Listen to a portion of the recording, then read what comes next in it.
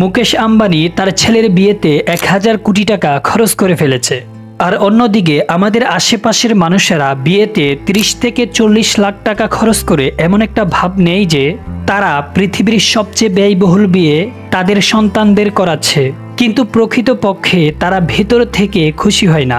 কারণ এই টাকা ছিল তাদের কয়েক বছরের জমানো পুঁজি। তারা এই টাকা খরচ করেন শুধুমাত্র তাদের আত্মীয় স্বজনদের কাছে নিজেকে বড়লোক দেখানোর জন্য।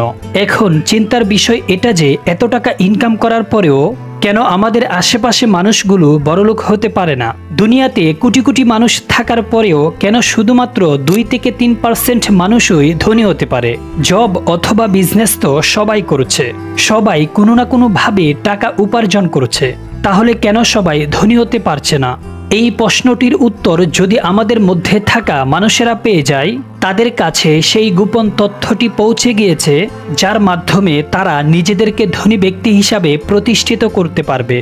আজকের এই ভিডিওতে এই প্রশ্নটির উত্তরই খুব সহজভাবে বোঝানোর চেষ্টা করব, যার ফলে একজন মানুষ যদি অনেক বেশি ধনী হয়ে থাকে অথবা অনেক বেশি গরিব হয়ে থাকে কিংবা মধ্যবিত্ত ঘরের সন্তান হয়ে থাকুক না কেন, তিনি চাইলে তার নিজের জীবনকে বদলাতে পারেন।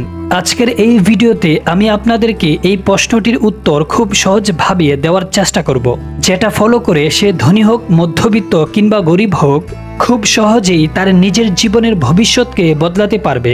ভিডিওটি আগামী 10 মিনিট খুবই মনোযোগ সহকারে দেখবেন, যার ফলে আপনি জেনে যাবেন কি করলে আপনার পুরো জীবন ঘুরে যেতে পারে। প্রকৃতপক্ষে ধনী হতে চাইলে আমাদেরকে একটা মাধ্যম ব্যবহার করতে হবে, যাকে কিনা বলা হয় কম্পাউন্ডিং। কম্পাউন্ডিং এমন একটি শব্দ যা কিনা আমরা স্কুল জীবন থেকেই শুনে আসছি। সোশ্যাল মিডিয়াতে হাজার হাজার ভিডিও রয়েছে এই কম্পাউন্ডিং এর উপরে। এত ভিডিও থাকার পরেও, এত সহজে তথ্য জানার সুযোগ থাকার পরেও আমাদের মধ্যে থাকা অধিকাংশ মানুষই এটা ব্যবহার করতে জানে না। এর কারণ হচ্ছে এরা মূলত এই বিষয়টা জানে কিন্তু তাদের বাস্তব জীবনের সাথে রিলেট করতে পারে না, ফলে তারা তাদের জীবনে ধনী ব্যক্তি হিসাবে প্রতিষ্ঠিত হতে পারে না। এর মূলত কারণ হলো এরা যে ডিসিশনগুলো নেয় এই ডিসিশনগুলো কম্পাউন্ডিং এর বিরুদ্ধে থাকে, যার ফলে প্রতিনিয়ত এরা এই ভুল ডিসিশনের মাধ্যমে নিজেদেরকে আরো ফাইন্যান্সিয়াল ক্রাইসিসে ফেলে দেয়।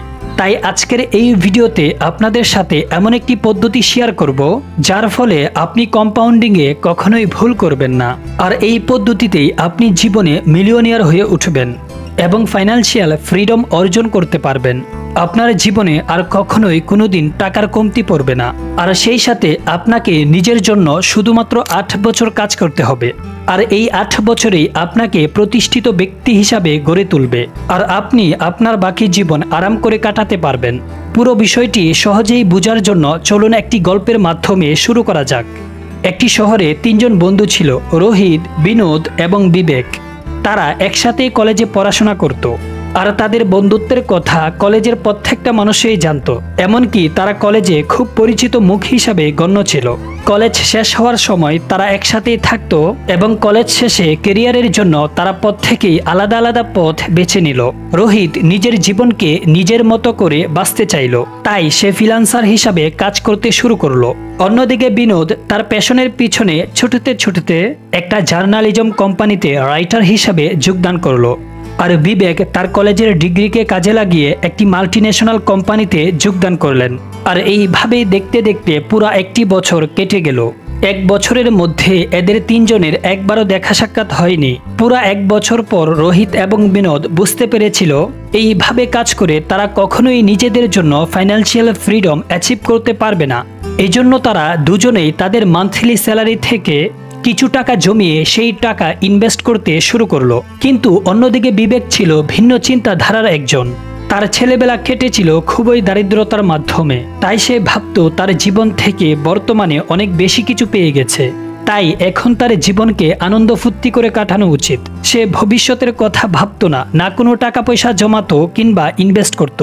সে শুধু বর্তমান সময়কে উপভোগ করার জন্য মরিয়া ছিল, আর সেজন্যই তার অফিস থেকে একটু দূরেই একটি ফ্ল্যাট ভাড়া নিয়ে থাকতো এবং অফিসে যাতায়াত করার জন্য একটি গাড়িও লোনে কিনে নেয়। তার মাসিক স্যালারি ছিল 1 লাখ টাকা।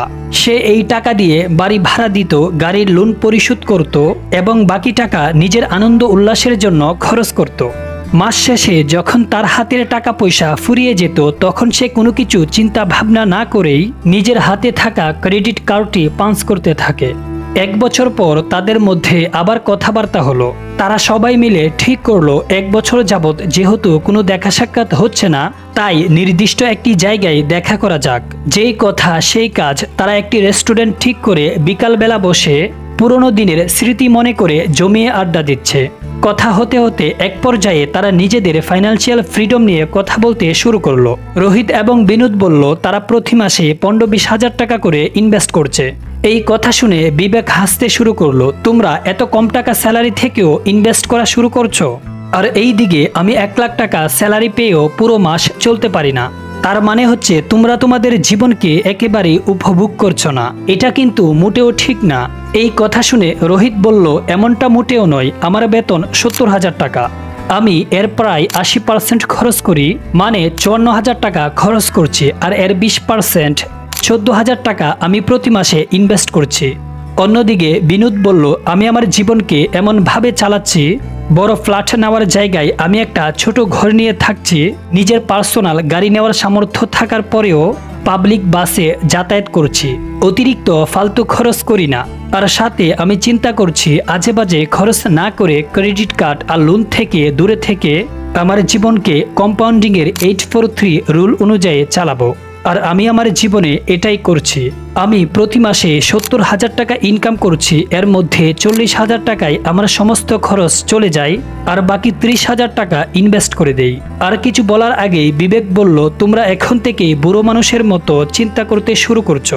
এই ইনভেস্টমেন্ট স্কুলের বই খাতাতেই ভালো লাগে, বাস্তব জীবনে এগুলো জুয়া খেলার মতো। এগুলো না করে আমার মতো জীবনকে উপভোগ করতে শিখো। দেখা যাবে কোথাও টাকা লাগিয়েছ আর সেই টাকা ডুবে গিয়েছে, তার থেকে ভালো সেই টাকা নিজের পিছনে ব্যয় করো এবং নিজের জীবনকে উপভোগ করো। কিন্তু তার বন্ধুরা তাকে বলল, বিবেক তুমি ভুল করছো, আমাদের মনে হয় তোমারও নিজের ইনভেস্ট করা উচিত, কারণ কিছু সময় আসার পর হয়তো আমরা আমাদের নিজেদের টাকা থেকে আরও টাকা উপার্জন করতে শুরু করব এবং তাড়াতাড়ি রিটায়ারমেন্টে নিয়ে নিব। তখন আমাদের টাকা আমাদের জন্য কাজ করবে, আর আমরা সেই টাকা দিয়ে আমাদের জীবনকে তখন উপভোগ করব। এই কথা শুনে বিবেক হাসতে শুরু করলো। তোমরা দেখি পাগল হয়ে গেছো, এই কম বয়সে রিটায়ারমেন্ট কেউ কখনোই অ্যাচিভ করতে পারে? তোমাকে 60-70 বছর পর্যন্ত কাজ করে যেতে হবে। এগুলো সবই পাগলের প্রভাত। তাদের মধ্যে কথোপকথন শেষ হলো এবং যে যার মতোই বাসায় চলে গেল। তারা এতই ব্যস্ত ছিল যে দেখতে দেখতে তাদের জীবনের 60টি বছর চলে গেল, আর এই 7 বছরে তাদের বয়স 30-এ পা দেয়।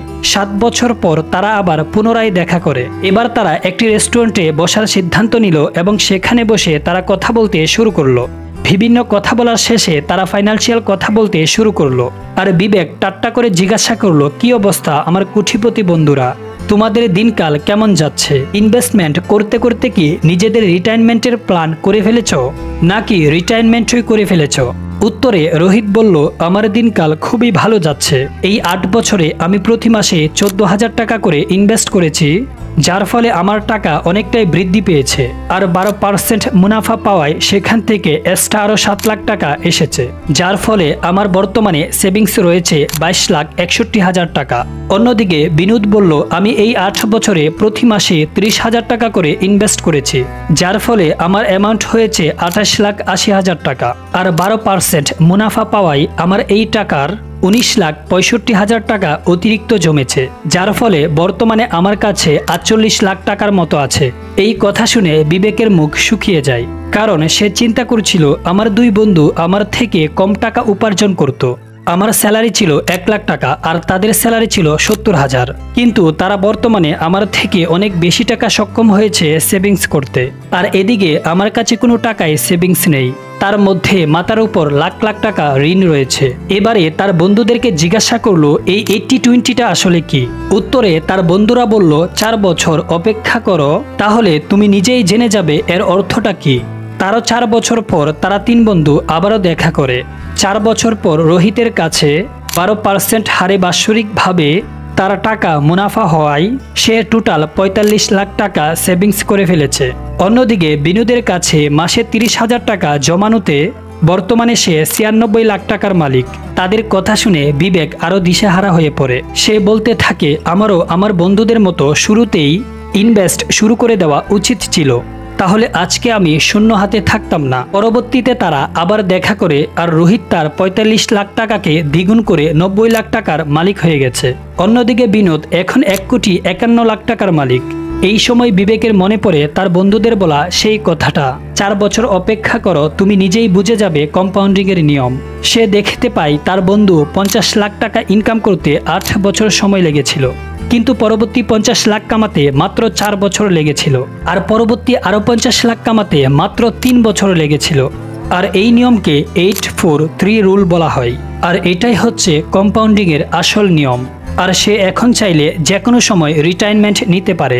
আর তার এই দুই বন্ধু বাকি জীবন এই টাকা দিয়ে খুবই আরামায়াসে জীবন কাটাতে পারে। তারা চাইলে এই টাকা দিয়ে যে কোনো নতুন ব্যবসাও শুরু করতে পারে। একেই আসল ফাইন্যান্সিয়াল ফ্রিডম বলে।